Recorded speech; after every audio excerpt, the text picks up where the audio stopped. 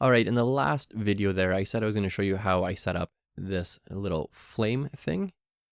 Some people like it, some people don't. If you don't like it, you can just skip it. But actually what I'm going to do is I'm going to hijack this lesson and I'm going to talk about my icons. And so I have a nice little icon set here. And if I just open up a new project, let's open up this project called Watcher.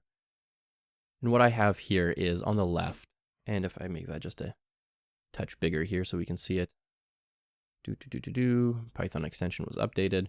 Cool. So I have these nice little icons on the left here. And if I've got a JS file, it shows a nice JS file. If I've got an HTML file, it shows a nice HTML file icon.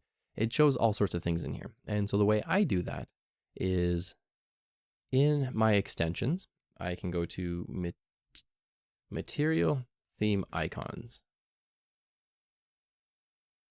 And so if you just install material theme icons, set file icon theme, this should just work right out of the box for you. Now, if this doesn't, you might just need to scroll down here and look at some of the installation getting started. What are we looking at here? Do we have anything useful? Yep, activate your theme. And then you can type icon theme. So if I hit Command Shift P, or if you're on Windows, Control Shift P, or Linux, Control Shift P, and then I just type in icon theme, I can choose file icon theme, and you can choose which one you want in here. And it will eventually change maybe if I do this.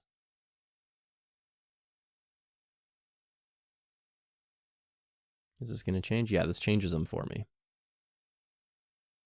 And so what I like to do is I just like my standard material theme icons ocean, and that just comes with this theme. I just like that.